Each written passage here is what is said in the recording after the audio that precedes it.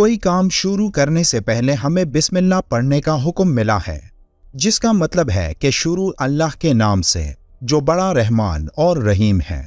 قرآن پاک میں ہر سورت کا آغاز بسم اللہ سے ہوتا ہے، لیکن سورہ توبہ وہ واحد سورت ہے جس کے آغاز میں بسم اللہ نہیں۔ قرآن کے کسی بھی حصے کی تلاوت کرنے سے پہلے بسم اللہ پڑھنا لازم ہے، کیونکہ بسم اللہ کے بغیر کوئی سورت یا کوئی آیت پڑھنے سے ایک انسان اس بڑی فضیلت سے محروم ہو جاتا ہے جو قرآن کی ان آیات کی تلاوت کرنے سے اس کو حاصل ہوتی ہے۔ لیکن سورہ توبہ کو بسم اللہ کے بغیر تلاوت کرنے کے پیچھے کون سا بڑا راز ہے؟ اس ویڈیو میں ہم اس راز کو جاننے کی کوشش کریں گے۔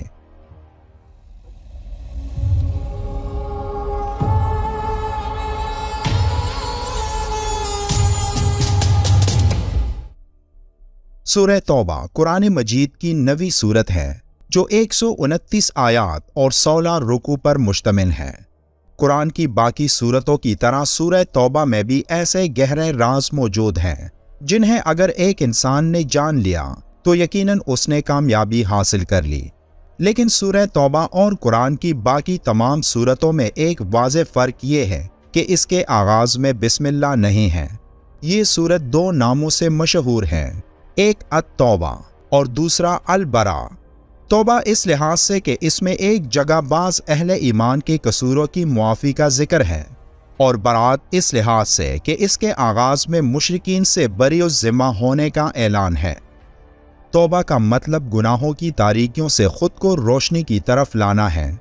وہ روشنی جس میں اللہ کا خاص انعام ایک انسان کے لیے موجود ہوتا ہے، اور جس کو توبہ کرنے کی طاقت ملے تو اصل میں وہی شخص کامیاب ہوتا ہے، بشرط یہ کہ وہ اپنی توبہ پر مرتے دم تک قائم رہے۔ نفس کے خلاف جنگ کرنے کو اللہ کے رسول نے سب سے بڑا جہاد قرار دیا ہے، کیونکہ نفس کے خلاف کوشش دنیا میں سب سے مشکل کام ہوتا ہے، اور جو نفس کو قابو کرنے میں کامیاب رہا تو پھر اسے دنیا کی کوئی طاقت اللہ کے احکاموں کی تکمیل سے نہیں روک سکتی۔ جو لوگ گناہ کے بعد ندامت محسوس کرتے ہیں اور اس گناہ کے بعد وہ اس طرح بے چین ہونے لگتے ہیں جیسے کہ یہ پوری دنیا ان پر تنگ ہو گئی ہے، تو تب وہ اللہ سے جب اپنی گناہ کی معافی طلب کرتا ہے تو اللہ اس کی توبہ قبول کرتا ہے۔ اس حالت کو سورہ توبہ میں نہایت خوبصورتی سے بیان کیا گیا ہے، جس کی ایک آیت میں ان 3 افراد کا ذکر ہے جو حضرت محمد صلی اللہ علیہ وآلہ وسلم کے ساتھ غزوہ تبوک میں شدید گرمی اور کٹھن سفر کی وجہ سے شریک نہیں ہوئے تھے۔ پھر جب اس غزوہ سے آپ صلی اللہ علیہ وآلہ وسلم واپس تشریف لائے تو وہ 3 افراد آپ کے پاس معافی مانگنے پہنچے، تو آپ نے ان سے بات کرنے سے انکار کر دیا، یہاں تک کہ ان کے خاندان والوں نے بھی ان کے ساتھ بول چال بند کر دی۔ پھر سورہ توبہ کی آیت 118 میں اللہ کا ارشاد ہوا، اور ان تینوں پر بھی جن کا معاملہ ملتوی کیا گیا، یہاں تک کہ جب ان پر زمین باوجود کشادہ ہونے کے تنگ ہو گئی اور ان کی جانیں بھی ان پر تنگ ہو گئیں، اور انہوں نے سمجھ لیا کہ اللہ سے کوئی پناہ نہیں سو اسی کی طرف آنے کے، پھر بھی اپنی رحمت سے ان پر متوجہ ہوا تاکہ وہ توبہ کریں، بے شک اللہ توبہ قبول کرنے والا مہربان ہے۔ یہ قرآن کی واحد سورت ہے جس کے آغاز میں بسم اللہ نہیں ہے، اور اس کے بارے میں مفسرین کی کئی رائے ہیں، جن میں ایک یہ بھی ہے کہ حضور صلی اللہ علیہ وآلہ وسلم کی عادت مبارکہ یہ تھی کہ جب بھی کوئی آیت نازل ہوتی تو آپ صلی اللہ علیہ وآلہ وسلم صحابہ کو بلا کر اس آیت کو جس جگہ جس صورت میں لکھنا ہوتا تھا بتلا کر اس آیت کو لکھوا لیتے۔ لیکن یہ آیتیں جنہیں سورہ توبہ کے نام سے جانا جاتا ہے، ان کے متعلق حضور صلی اللہ علیہ وآلہ وسلم نے کچھ ارشاد نہیں فرمایا کہ انہیں کس صورت میں کس جگہ پر لکھنا ہے، اس لیے ایسا سمجھا جا سکتا تھا کہ یہ بھی ایک مستقل صورت ہوگی۔ تاہم سورہ انفال کی آخری اور سورہ توبہ کی ابتدائی آیات کے مضامین میں مناسبت پائی جاتی ہے۔ دونوں صورتوں میں مناسبت کی وجہ سے سورہ توبہ کو سورہ انفال کے بعد رکھا گیا۔ دوسری طرف جب ایک صورت کو دوسری صورت سے علیحدہ کرنا ہوتا تو بیچ میں بسم اللہ لکھی جاتی تھی تاکہ یہ معلوم ہو کہ دونوں صورتیں الگ الگ ہیں۔ لیکن سورہ توبہ کے شروع میں بسم اللہ لکھوائی نہیں گئی تاکہ پہلی والی سورت کے ساتھ اس کا تعلق ہونا سمجھ میں آئے، اور چونکہ یہ بات واضح نہیں تھی کہ سورہ توبہ الگ سورت ہے یا سورہ انفال ہی کا جز ہے، اس لیے دونوں پہلوؤں کو مد نظر رکھتے ہوئے جب حضرت عثمان رضی اللہ تعالیٰ عنہ نے قرآن کو جمع کیا تو اس سورت کے شروع میں بسم اللہ نہیں لکھی گئی اور اگلی سورت سے اس کو الگ بتایا گیا تاکہ دونوں سورتوں کو ایک ہی نہ سمجھ لیا جائے۔ اس کے علاوہ سورہ توبہ کا موضوع اللہ تعالیٰ کا عرب کے مشرکین اور یہود و نصارہ پر عذاب ہے۔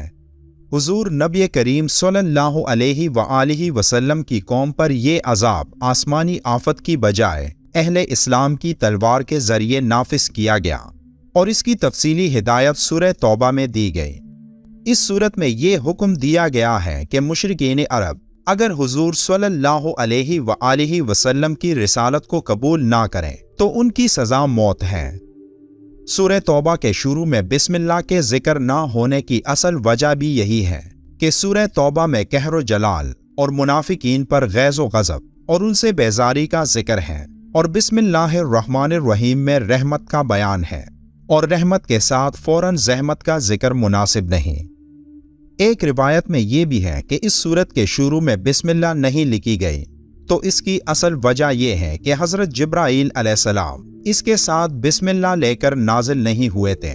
اور نبی کریم صلی اللہ علیہ وآلہ وسلم نے بھی بسم اللہ لکھنے سے منع فرمایا تھا۔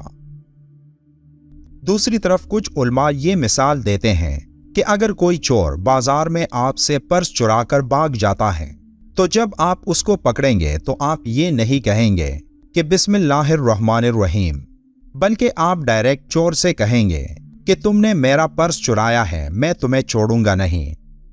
سورہ توبہ کے ابتدا میں بسم اللہ نہیں، کیونکہ اللہ ڈائریکٹ کافروں سے مخاطب ہو کر غصے میں وہ وقت یاد دلاتا ہے جب کافروں نے جنگ بندی کا معاہدہ توڑا تھا، اور یہی وجہ ہے کہ قرآن کے سورہ توبہ میں بسم اللہ نہیں۔ علماء کرام نے سورہ توبہ کی انتہائی فضیلت بیان کی ہے۔ جو کوئی سورہ توبہ کی تلاوت کرے گا تو وہ ظالم کے ظلم سے محفوظ رہے گا،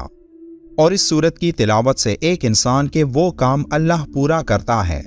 جو کام بظاہر اس انسان کو ناممکن لگتے ہیں۔ اس لیے ضروری ہے کہ قرآن کی تلاوت کو اپنے روزمرہ کا معمول بنائیں اور اللہ سے اپنے گناہوں کی بخشش کی دعائیں کرتے رہیں، بے شک وہ معاف کرنے والا رحیم ذات ہے۔ ویڈیو کے آخر میں ایک بار درود شریف پڑھنا مت بھولیے گا۔ ملتے ہیں ایک اور معلوماتی ویڈیو میں، تب تک کے لیے اللہ حافظ۔